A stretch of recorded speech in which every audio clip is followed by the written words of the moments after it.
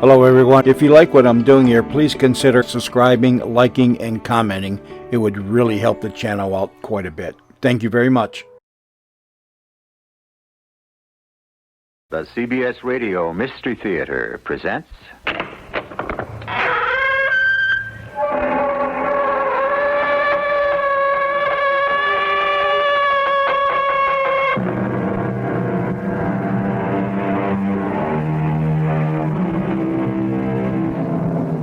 Come in. Welcome.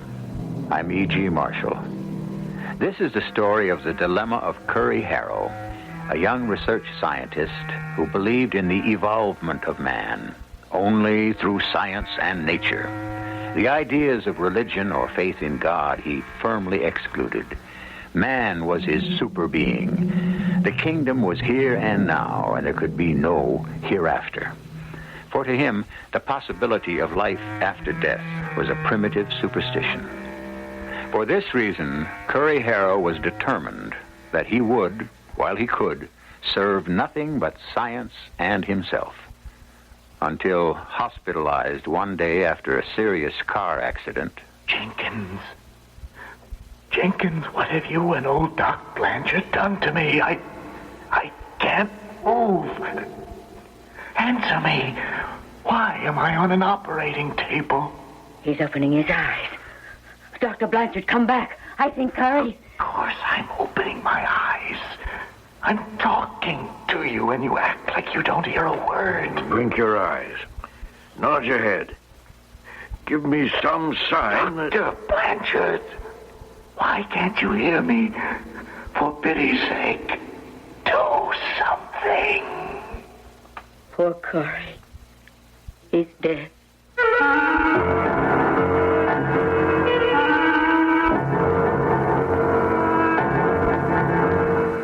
Our mystery drama, Beyond the Barrier, was especially written for the Mystery Theater by Stella Moss. It stars Russell Horton. It is sponsored in part by General Electric Citizen Band radios and Buick Motor Division. I'll be back shortly with Act One. It is a magic moment. You are at your Buick dealer's, about to drive home in your brand new Buick LeSabre. It's lean and trimmed, classic lines. It looks quite unlike any full-size Buick you can remember. You get in. A heady new car smell surrounds you. Your LeSabre feels the way it looks, tight. You turn the wheel a little. No wasted motion in this car. Big brushed metallic gauges look back at you. That V6 engine is doing great. You rub your hand on the seat. 6 people could be really comfortable in here. You swing into your driveway. Your wife, the kids, the dog, everyone but the parakeet descends in the car and gets in. Off you go to nowhere in particular. Life and your new LeSabre are great. Maybe the dog shouldn't sit on the seats.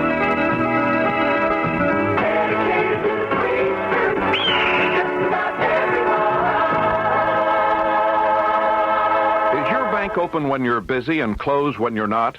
Well, Northwest Federal Savings knows that a good place to save is ready for you when you're ready. So Northwest Federal's open 63 hours a week. If you work evenings, you can come to Northwest Federal 6 full days. Working days? Northwest Federal's open Monday, Thursday, and Friday evenings. And if the only time you can get to Northwest Federal is 8 o'clock in the morning, well, that's okay too. Because Northwest Federal has early bird service every morning. From 8 o'clock, you'll find 5 convenient Northwest Federal savings centers throughout Chicagoland's great Northwest Territory. So come into Northwest Federal Savings on your way to, from, or between work, shopping, or home. Anytime. Because Northwest Federal Savings keeps the best hours yours. It's Northwest Federal Savings Time, 63 hours a week.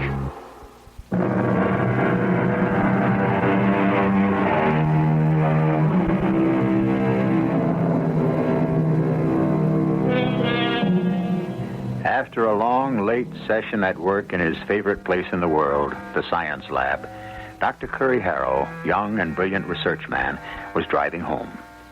The pelting sheets of rain, the wet, glistening roads, the penetrating glare of lights from cars speeding noisily in both directions challenged and irritated him. He turned on his radio, stepped hard on the accelerator, and began to hum along with the tune that came from his loudspeaker.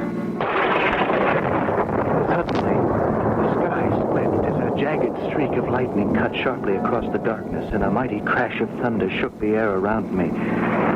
Briefly, I saw white panic seize the face of a driver who had lost control of his speeding car. Like an arrow aimed at a bullseye target, he swerved mercilessly across the white line that divided traffic in two directions. Glass shattered, headlights tangled, the metal bodies of two cars wrenched and buckled into shapelessness, then ground to a halt.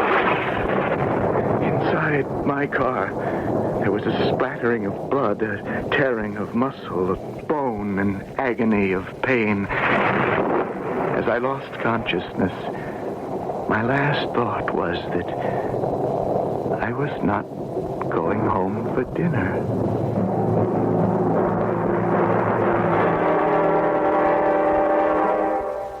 I know it looks next to impossible, Dr. Blanchard. But we mustn't give up on Curry. Do you think I enjoy collecting corpses, Jenkins? Death is my least favorite part of being a doctor. Here, hand me that sterile bandage, please. Oh, yes, here you are. I know Curry's value in the research lab as well as you. Respect for his seniors, no, but brilliant, yes. Tops of the new scientific crop. That bloody, mutilated young body. That promising young brain. It doesn't make sense. Yes, well, get to the end of the line, my dear. All the nurses, regardless of age, are in love with Curry Harrow. Really, Dr. Blanchard? Well, that's that. We've stitched up his flesh where necessary, supported the bone breakage the best we know how. Now, if we knew as much about miracles as we do about medicine, perhaps we could get him to open his eyes and recognize us. Thank heavens he's still breathing. Oh, what a head-on collision that must have been. Still not much of a pulse or blood pressure. And I better not set our hearts on this one. Sometimes even the best doctors and nurses are only human. Oh, how well I know. I have another patient next door. I won't be long, Jenkins. I'll wait till you get back, Doctor. I won't stir from his bedside. Hey, Jenkins, what is all this? What have you and old Doc Blanchard been doing to me? Why can't I move? What am I doing on an operating table? Stop tucking me in like a baby. Answer me, Jenkins. Curry, you're opening your eyes. Dr. Blanchard, come back quick. Of course I'm opening my eyes. Why shouldn't I? But why can't I move my arms, my legs? Don't stare like that, Curry. Please try to give some indication that you recognize me. Don't speak if you can't. Just blink your eyes. Or maybe you could nod your head a little. You're out of your mind. Here I am talking to you, and you act like you don't hear a word I'm saying. Cut it out, Jenkins. We're not playing games. Try, Curry. If you hear me at all, give me some sign. Okay. If that's what you want, I'll blink my eyes. I can't. My lids are like stone. I can't move them. Try to understand me, Curry. Try. You've been in a terrible car accident. Dr. Blanchard and I want to help you. I never felt better in my life except for this strange feeling of stiffness that I don't understand. What's even stranger, I'm having no trouble at all speaking to you, but you don't seem able to hear me. You'll be all right, Curry. But you must try to help us. Say something. Anything. Just do something. Oh, for Pete's sake, Jenkins, shut up. All right, so I can't blink my eyes. That doesn't mean I can't nod my head. I just need to... Your fingers, maybe. It doesn't have to be your eyes or your head. I can't do it. Not only my eyes, my whole head. I can't nod. My head can't move. And my toes and fingers, my legs, my arms, all of me. Jenkins, what have you and Dr. Blanchard done? No heartbeat, no pulse. Oh, Curry. Dr. Blanchard was right. We can't perform miracles. Shut up, Jenkins. Do you hear? No. No, you don't. You don't. Strange. That sound. It's not like any sound I know. It's inside me, as well as all around me. I'm being wrapped in it like in a soft cocoon, and this curious pressure against my inner body, as if something imprisoned there is trying to get out. What is it?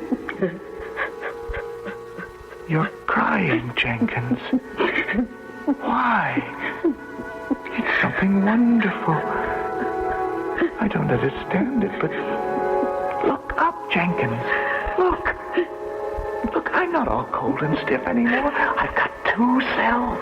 The one you're crying over down there, and the thing that was inside me and broke through. Look up here, Jenkins. I'm actually floating in mid-air. Any new developments with Curry, Jenkins? I'm doing fine, Dr. Blanchard. It's all over. It is not all over. You don't know what you're talking about. I'm sorry. We did the best we know how. Look up here, Dr. Blanchard. This way. I can see and hear them. Why can't they hear me and see me? He pulled his sheet over his face, Jenkins. Don't do that. I know what. I'll touch you. I'll touch you both. You can't hear me or see me, but that doesn't mean you won't feel me when I touch you. Now. The whole staff will miss his fine work. I know I'll miss him. For lots of reasons. I'm touching you both, but you don't feel it. I can't seem to make physical contact. Let's go get some hot coffee, Jenkins. We both can use it. Wait, don't go, wait! They've gone. Why is it I'm not terrified? I know what. I'll touch my own hands and face. Maybe that will explain something. I can't make contact with myself either. What's happening? Why do I feel so formless, weightless, like a floating cloud? Dr. Blanchard, Jenkins, you can't just leave me here like this. I might be suspended in midair, unseen and unheard, forever. Don't be frightened, Curry. Who are you? Where are you hiding? I'm not hiding. I'm quite close to you. Your voice sounds familiar, but I can't quite place it. You will. In time. I was able to see Jenkins and Dr. Blanchard when I heard their voices. Why can't I see you? I'm on the other side of the door. I'll open it. The door is locked. Locked doors are no problem, Curry. Can I ask you a question? Of course. Only I can't promise to answer. I hear your voice, but not as I heard Jenkins and Dr. Blanchard, not as we understand what hearing a person's voice might mean ordinarily. Yes? It's as if I were picking up your thoughts in sound patterns before you actually speak the words. Don't you want to come through the door? Through the locked door? It's no problem. Just come through as if it weren't there. But that's not possible. Try it and see. Why are you hesitating? There's nothing to be afraid of. I've never been afraid of anything in all my life. That's the way I remember it, Curry. Just take a deep breath and come through. Float right through the locked door as if it weren't there. I'm moving toward it. It's almost as if I were flying. I'd feel better if I could understand it, if there were some kind of reasonable explanation. Through, Curry. Come through. A solid door, and I'm passing right through as if it wasn't there. Didn't you know you could trust me? Well, then where are you? You said you were on the other side of the door. I was. Then show yourself. Show yourself. What do you think I came through for? Oh, what's that? Where's that strange sound coming from? What's sweeping me through time and space, spinning me round and round like an overwound top? Does no one hear me? What's happening to me? I hear you, Curry Harrow. I'm a research scientist. I pride myself on understanding time, space, motion. But what's happening to me now defies description or understanding. Have patience, Curry. My mind is clearer, my senses keener, my memory more vivid than I'd ever known them to be, yet no matter how I try, I understand nothing. Do you hear me? I must know what's happening to me. You have only to look closely. All your life is passing before you. Oh. Everything you ever did or said, every person you've ever known. All my life? That's why all these people, all these places... Over there. There's my younger brother, Jim. He was killed in the war. He was my mother's favorite. Was he? Jim? Wait a minute, it's Curry. He's disappeared. Oh, but there in his place, just the way I remember him, there's Jim's dog, Bruce. A car ran him down while I was away at school. Jim loved that dog more than he did me. Did he? And over there's Aunt Janie and Uncle Bob. They went down together in a plane crash. I can't grasp any of this. Where does it come from? Time is a matter of choice here, Curry. Well, can't someone stop this spinning? I've got to think things through, talk things over. That's up to you, Curry. Just as you wish. Cora, wait, it's Corey. I want to talk to you. It stopped. The whirling and spinning has stopped. That's what you wanted, or wasn't it? I think so. I'll be back after you've rested a while. But, Cora, where is she? Right here beside you, Curry. Right here. Beside you.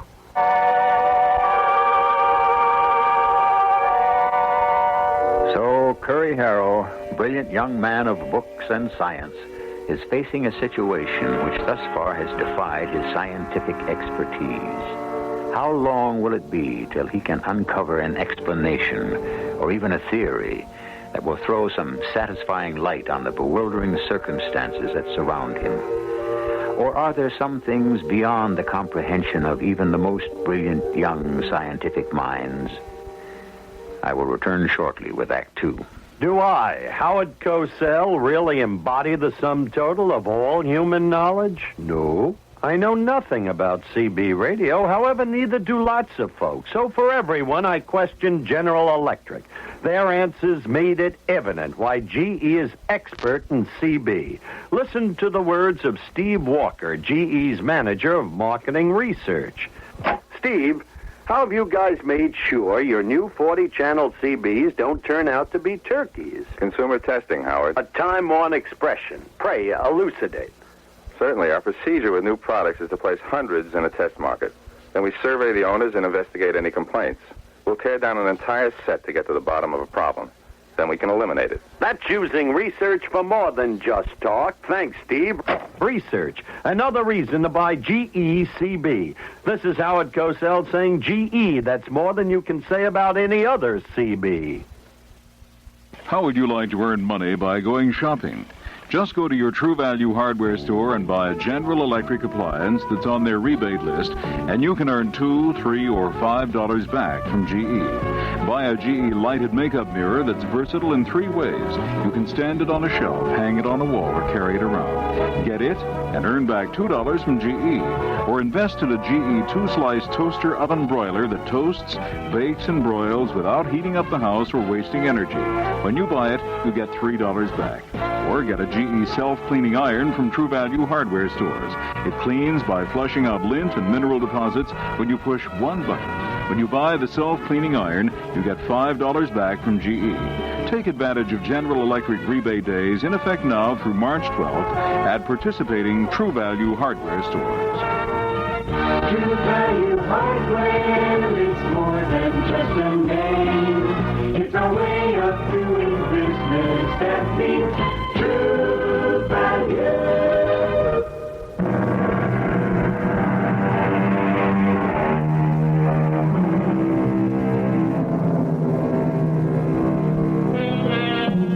Dr. Curry Harrow, a young man who under ordinary circumstances was proud and secure in his own self-sufficiency, now finds himself shaken by doubt and confusion. He is seized by a deep and intense feeling of loneliness as he moves through a realm of existence whose patterns of time, space, and motion are completely devoid of any comforting elements of familiarity. Cora has appeared beside him. Cora, you don't look the way I expected you to. None of us do. I'm happy to see you. It's been 10 years. 10 years. I don't measure time anymore. Your voice is the same. Soft, gentle, and low. An excellent thing in woman. Why did you call out to me, Curry? I don't really know. Oh? Everything stopped short, and I guess I just stopped with it. I see. I want very much to touch you, Cora. If I could, I think I might understand better some of the things that are happening to me. You can try, Curry. I'll come nearer. I'm going to hold you close only for a second or two. I don't mind. Well? I can't make contact with you. You're not tangible, Cora. There's no warm flesh or blood. There's only... Only what? Something I almost recognize, but not quite. I can't identify it. Where am I, Cora? Everyone has to find that out for himself. Before you go, isn't there anything you might want to say about us? Not if it's feelings you want me to talk about. You know that sort of thing was always pretty impossible for me. 10 years haven't changed you very much, have they? I was hoping some things wouldn't be the same. Oh, don't try to shame me, Cora. Please understand this, Curry. Agony is an emotion that no one feels here. So you see, there's nothing that you can do for me, or for any of us for that matter. There is something, however, that you can do for yourself. For myself? This is the time and the place to unlock all unspoken feelings, Curry. Here. Now. Oh, Cora. You frighten me. There are more things than a man's work, Curry. There are friends and family, neighbors and lovers. It's your feelings about them that you keep locked up inside yourself. Why, Curry? Why are you so afraid to let them out? I don't want to discuss that. You never did. Everything always your own way. That hasn't changed either. Well, there's really nothing more for us to talk about, is there? At least, not yet. One thing. I want some answers from you. Where am I? Who is this guide? Where in the name of sanity does he intend to take me? I have to go. I won't let you. Not till you've answered my questions. Find your own answers. Don't try to evade me. If you leave me with my questions unanswered, I'll do something. Do you hear me? Do you hear me, all of you? Wherever you are, I'll do something awful, shocking. It will be remembered till the end of time. That's enough, Curry. No one breaks the peace and quiet here. Besides, you should be grateful, not frustrated or angry. Grateful? What for? Cora forgave you a very long time ago. You had better go, Cora. Goodbye, Curry. Will I see you again?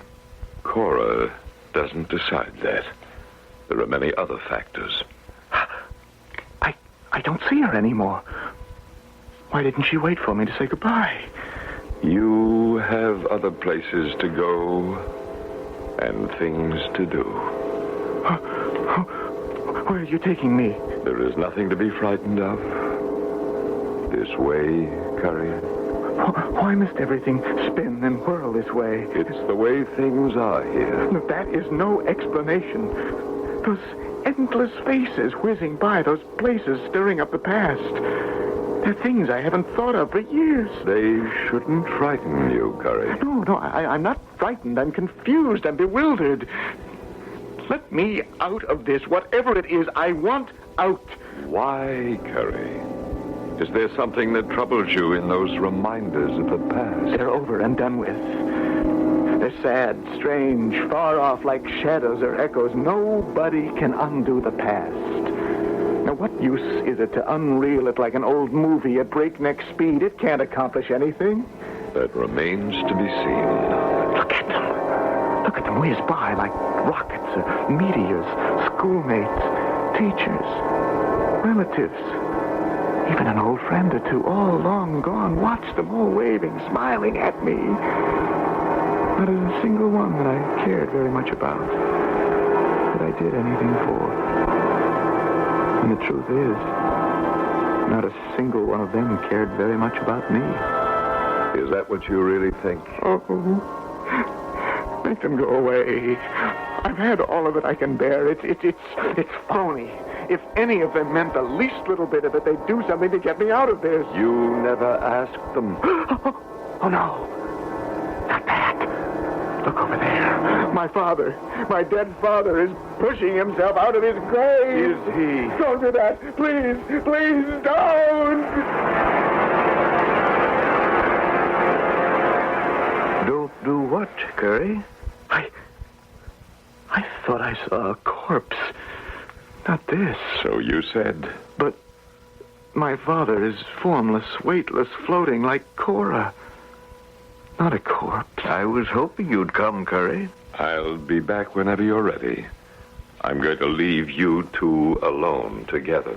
You don't seem very happy to see me, Curry. Or perhaps you're not picking up my thoughts. It takes a while to learn to hear things the way we do. Oh, I'm picking up your thoughts, all right. I learned all about that from Cora. Nice girl, Cora. I'd have welcomed her into the family. That was between her and me. I'm pleased to see you, son. I'm pleased you wanted to stop by and see me. Just so we understand each other. It happened. Just happened. I had nothing whatever to do with it. Nobody asked me, and I didn't tell them. You had no desire to see me? Are you sure? Why should I? There was never very much between us. In fact, I wondered sometimes how you and I could be father and son. I'm proud of the fine work you've been doing. You've become an important man in your field. Yes, and no thanks to you. If you'd had your way, there'd have been one more banker in the family. Where were you when I really needed you? Doing everything you could to stand in my way. I said I was sorry. A father only wants to see his son grow and prosper. I thought... You thought banking was the top of the ladder. Because that's how you made it. Big wig Father Harrow. His way was the only good way, the only right way. Well, I'm glad of the chance to tell you there was a better way for me. Today, the top of the ladder is science, and I thrive on it. I not only love it, I'm one of the best. That's good, son. What's better is that I made it without you, on my own. So save your praise for someone else. I don't need it, and I don't want it. I can understand the way you feel, son. But must you open old wounds? I'm pleased you did the thing you wanted to, but... Please, don't preach. The self-righteous father. It was one of the things about you I hated most. I'm sorry for that, too. You don't know what sorry means. When you died, I was relieved. It made my whole life possible. I can't tell you how happy I was never to have to see you again. If that's so, Curry, then why, over and over again, do you have the same recurring dream? Why do you keep dreaming that I'm trying to push myself out of my grave? You know about that? I have no need to leave my grave, son. I'm content with things as they are. You have outstayed your welcome, Curry. Goodbye, son. Well, Curry, aren't you going to say goodbye? I've said it all. Death was too good for my father. I have no regrets.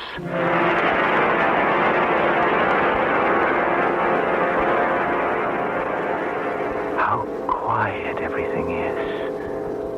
How motionless. As if every door and window everywhere in the world was tightly closed. No time in this place. No days, no months, no years. There is nothing. No one. Only Curry Harrow. Alone. And his thoughts, Curry. His thoughts. Alone. That worn-out word. Why does it stir a meaning that it never had before? We enter the world alone, and we leave it alone. There's something more. Yes, Curry. A human being never feels more alone than when he faces his innermost feelings. No. No, you can't make me do that. I think you want to. Stop standing in your own way. My father. Where is he? You passed him by. The irresistible force and the immovable object. Curry Harrow and his father. It was always that way. Provocation after provocation. Don't give an inch. Perhaps you can guess why. Oh, I know what you're thinking, but I won't accept it. Never. Why not? Because it's not true. I am not like my father was. Not in the slightest. Maybe you just won't face up to it. That's not an easy situation for father and son. It's impossible. We could never get through to each other. You should have told him that, Curry. He wanted very much to hear it. I couldn't. I tried time and time again, but I couldn't.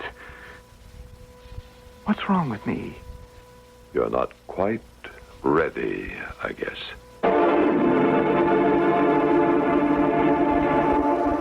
It has been said that to himself, everyone is an immortal. He may know that he's going to die, but he can never know that he is dead. Can this be at the root of Curry Harrow's difficulties? Or is it rather that learning itself, received into a mind by nature weak or viciously inclined, serves but to lead philosophers astray, where children would with ease discern the way? I'll tell you more about this when I return shortly with Act 3.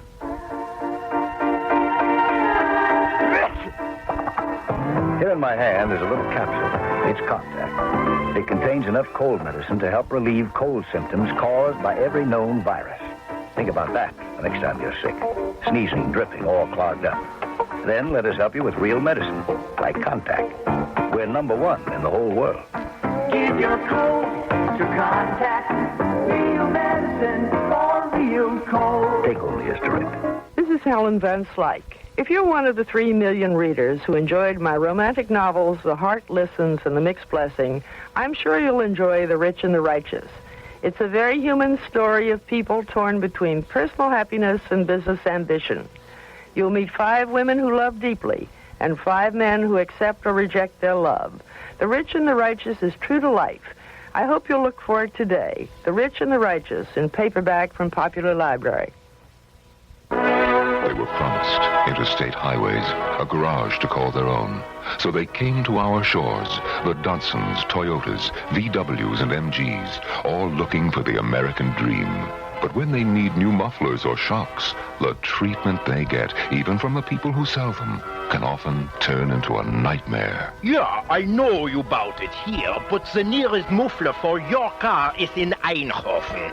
Getting it here will take a month or so. It may take a while to work you in. But if you leave it, we'll get to it, sooner or later. At Midas, we'll get to it sooner. We install mufflers and shocks on just about every kind of foreign car. You don't need an appointment, and you're usually in and out in half an hour. So, foreign car owners, come to Midas. We'll do more than give you promises. We'll give you service. Buy a Midas muffler and cap set for $4.95, and Midas will donate $1 to Easter Seals. You'll feel warm all over helping Easter Seals. This is WBBM Chicago.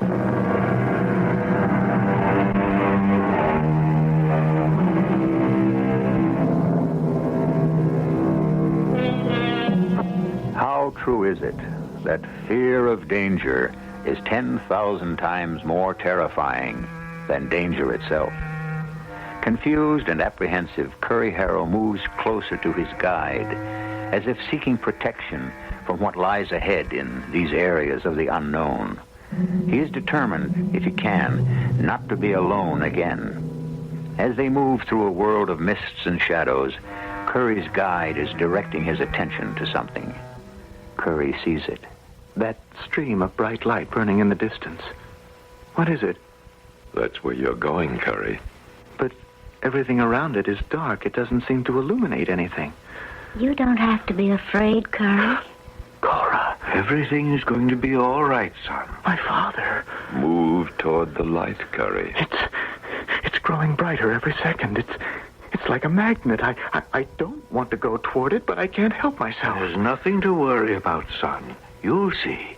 Everything is going to be all right. How broad the beam is. Yet it seems directed only at me. Take your time, Curry. There's no hurry. No hurry at all. I want to see Cora. You did see her. But where is she now? I just heard her voice, but I can't see her. And my father, why can't I see him either? You saw him, too. The light is blinding me. Try to understand, Curry. Just follow our voices. We'll show you the way. How warm it feels. As if I was being absorbed by a warm, bottomless sea of light, and it was the most natural thing in the world. Cora, Father, where are you leading me? This light, what is it?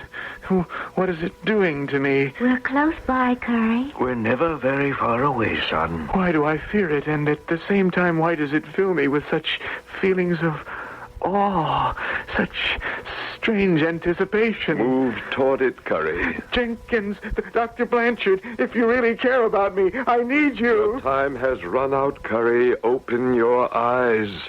You will be able to see. No. Look up, Curry. Oh. Reach out. The hospital. My research lab. I must talk to Jenkins and Dr. Blanchard. It's important. Reach out, Curry. I can't. You can't make me. Whatever is behind that light is... I beg you, don't let it touch me. I couldn't bear it. Why not, Curry? I'm not ready. Not yet. It's all right, Curry. Nobody minds. This is not the first time that it's happened. What's to become of me now? I'll take care of it. I've done it before. Many times.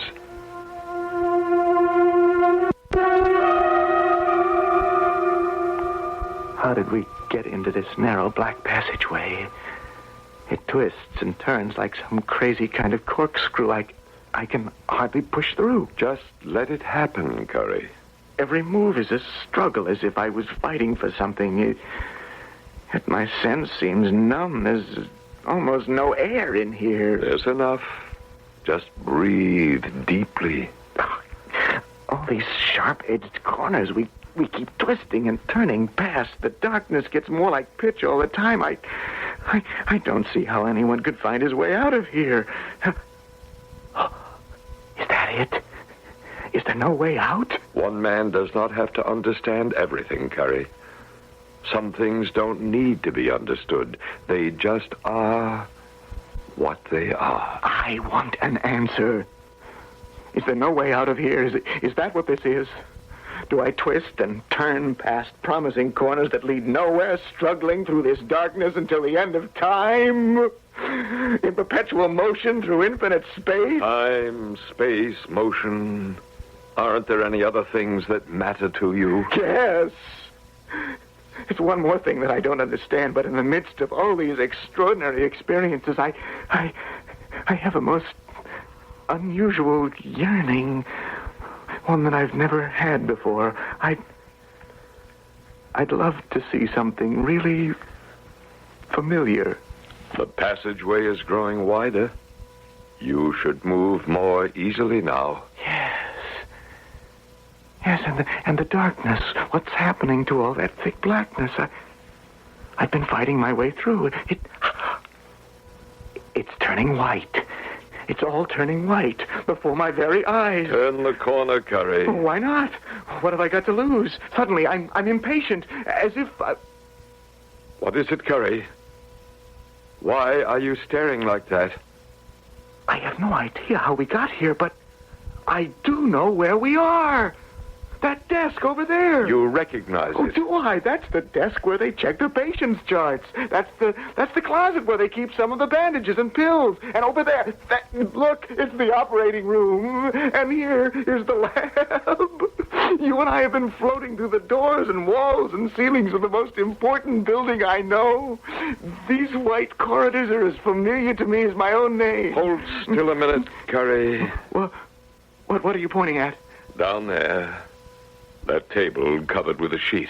Well, the one that Jenkins and Dr. Blanchard are standing next to? Oh, someone didn't pull through, I guess. I wonder who it is. Lift the sheet. Ah, that's odd. It's me under that sheet. Cold. Dead. And I'm floating in the air with you at the same time. Don't you think you ought to do something about it? Hey, Jenkins, Dr. Blanchard, don't let them take that body away. They don't hear me. Why not, Curry? What's that? That's the sound you heard when you left your body and floated in midair for the first time. Don't you remember? Oh, of course. After Dr. Blanchard and Jenkins pronounced me dead in the hospital. Strange, I should have forgotten that sound. I remember how Jenkins cried as I heard it. She's crying now. You know what you have to do.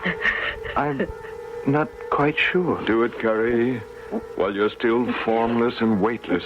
Help me. No one can help you. I wish Jenkins wouldn't cry like that.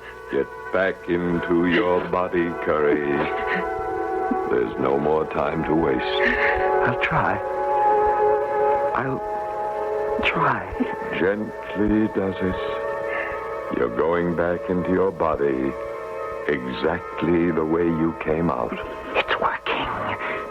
It's actually working. I don't even have to try. I'm being drawn back inside bit by bit. No pain, no pressure. I'm actually going back into my body as if... I'll be leaving you with Jenkins and Dr. Blanchard. You'll be in good hands. Remember me to Cora and to my father. I'll miss them. I'll tell them that. This is it, Curry. Dr. Blanchard, the sheet that's covering Gary's Ariel is moving. Don't just stand there, Jenkins. Pull the sheet off. Yeah. Curry's eyes, Dr. Blanchard. They're blinking. He's trying to nod his head and his fingers. Look. Look, he's opening and closing them. Oh, it's fantastic, Dr. Blanchard. Those are the very signs of consciousness that I begged him to show me just before he died. What kind of foolish talk is that for an experienced nurse? He no more died than we did. We simply diagnosed his death prematurely. Mistake. Jenkins, Dr. Blanchard. What is it, Curry? The black corridors. Who painted them white? They were pitch black. Black corridors? White? His mind is wandering. Steady, my dear boy. He wants me to stay where I am, just like you. Well, I'm making up my own mind. It depends on... He fainted. And this time we do not pronounce him dead. Quickly, Jenkins, let's get him into intensive care.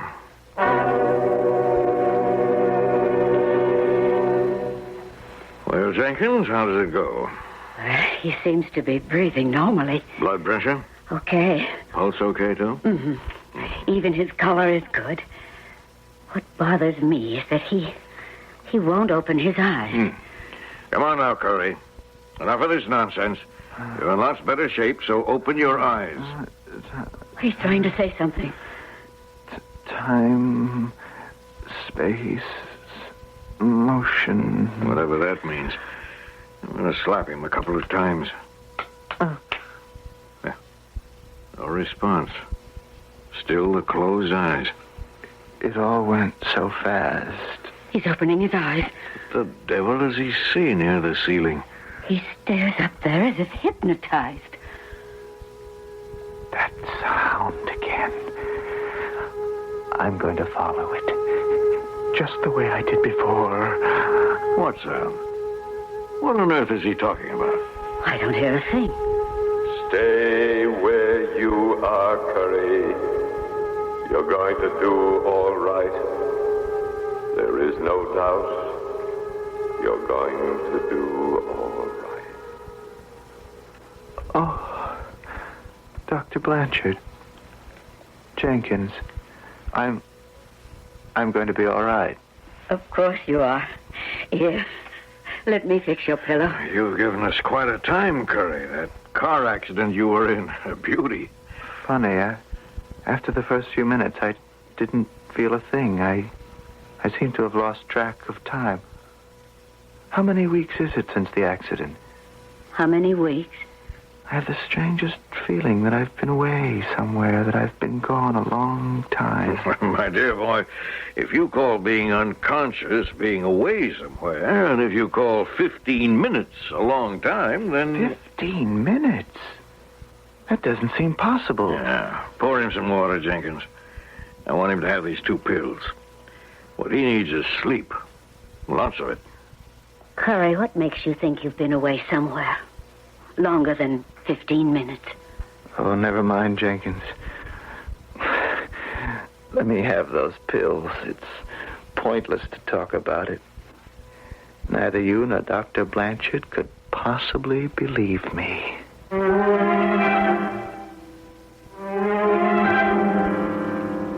Curry Harrow recovered with astonishing speed from his car accident. Bones knit into place, muscles and tendons mended so quickly and thoroughly that the hospital staff has never stopped talking about it. Credit, of course, is given to Dr. Blanchard. But is that where all the credit is due? I will return shortly. Say hello to a goodbye, go Greyhound. Now you can go anywhere in America for only $50 or less. Anywhere by the most direct route for only $50. Greyhound's fantastic one-way bargain fare can take you coast to coast, border to border. Anywhere out of state Greyhound goes, you'll ride smooth and easy. And you can stop over free. And here's something else. You can also take a child under 12 along with you free. Greyhound's $50 fare is good for 60 days or until June 15th, whichever comes first. Greyhound's $50 fare. Tell them that's the ticket, Pearl. When you want to take a trip, honey, why fly? Greyhound will save you more. My,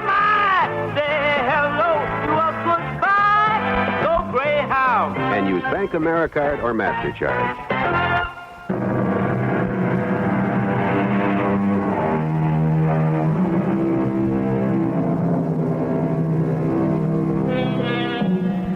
A small group of research people is trying to shed new light on the possibility of some form of life experience beyond the barrier. Their study is based on the testimony of several hundred subjects who were revived after being pronounced medically dead. All who were interviewed agree that a part of them continued to exist after the medical pronouncement and up to their resuscitation. Though not identical, their perceptions were much like Dr. Curry Harrow's. He, by the way, is lending his own talents to this fascinating research project.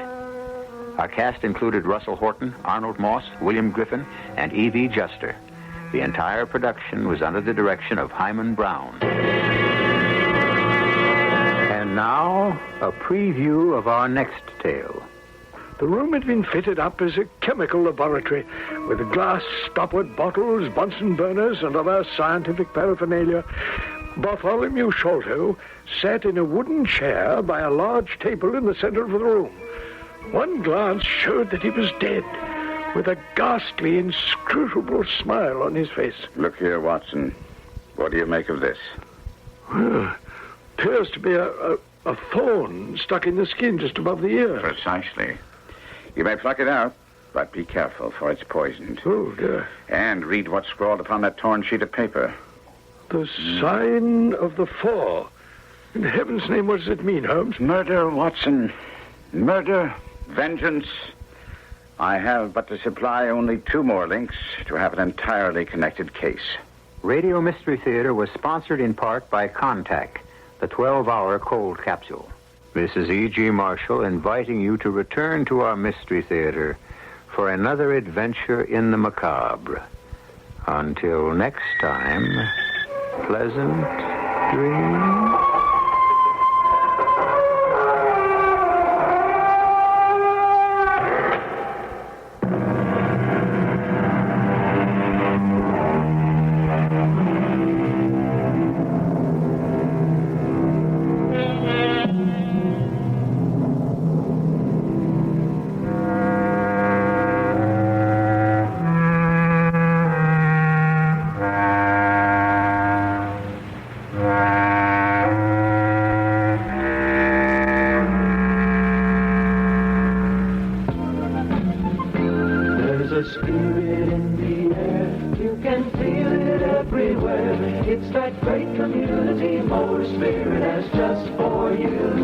Jim Jackson is spreading that great community motor spirit. I have probably sold, well, I'm not sure how many I sold, but I've sent over an awful lot of people here. They give you a good deal here. And Mulholland is spreading that community spirit, too. Yeah, I'd have to say I was about the best bird dog they've got. That means that you steer people to community because you're well satisfied with them. For a Pontiac, Honda, or GMC truck, catch that great community motor spirit at 5900 West 159th Street. There's a spirit going round, so why don't you come on down? It's that great community motor spirit that's just for you. It's that great community motor spirit that's just for you. CBS News. President Carter pledges that so long as he has any influence, American support for Israel will never waver. This is Doug Poling reporting on the CBS radio network. The president's strong affirmation of American policy came at a White House dinner Monday evening for visiting Prime Minister Yitzhak Rabin of Israel. Earlier in the day, when Rabin arrived at the White House, Mr. Carter unwittingly touched off a diplomatic flurry. He said the U.S. is seeking some common ground for a settlement that would allow Israel defensible borders. He elated Israeli officials took that to mean a public backing of the Israeli position that any final settlement with the Arabs will mean some permanent border changes. Later, U.S. officials said Mr. Carter was not referring to geographical borders. Both Mr. Carter and Rabin agreed to work for a resumption of the Geneva Peace Conference on the Middle East later this year. More news in a moment. Yeah, it's a good feeling, a good feeling, Lord. Yes, it's a good feeling, a good feeling. Have mercy.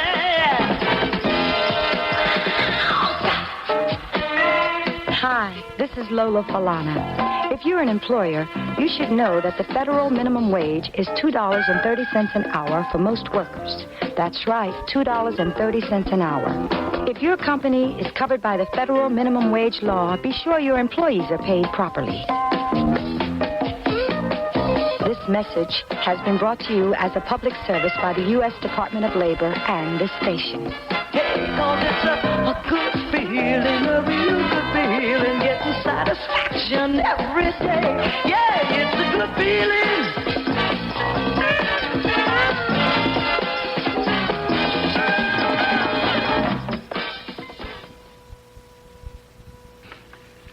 In New York Monday, the agency which runs Kennedy International Airport said it will postpone its decision on whether to allow the Concorde supersonic airliner to land there.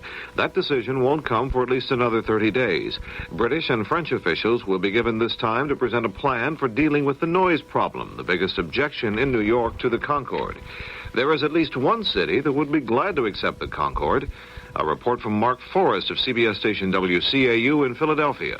If New York's Port Authority refuses landing rights to the Anglo-French Concorde, Philadelphia would be more than happy to have the SST. Philadelphia International is already an alternate landing site to Dulles outside of Washington, but the faster-than-sound transport has never landed here. Airport Director Austin Brow says that the city wants the Concorde. I think it would be good for the city of Philadelphia. I think that also it would be good because of the time saving involved and people traveling from here to Europe. Brow admits that he has not personally heard the Concorde, but doubts that noise is as big a problem as New Yorkers think that it is. And says Brow, after all, New York is only an hour and a half away, not much longer than the ground trip from Kennedy to Midtown Manhattan. Mark Forrest for CBS News, Philadelphia. The House Assassination Committee Monday took steps to revive its probes into the murders of President John F. Kennedy and Dr. Martin Luther King, Jr. Chief Counsel Richard Sprague got unanimous approval for procedural rules needed by his staff. Sprague spoke of public skepticism due to all the bickering over the House panel. I frankly feel that the public believes that there exists an attempt to prevent the investigations of these two murders, and that the public is looking to see whether or not we survive it, if we survive it. One, I assure you, you will have a staff with a esprit de corps second to none, having survived all of the attacks that have been made. Missing from the meeting of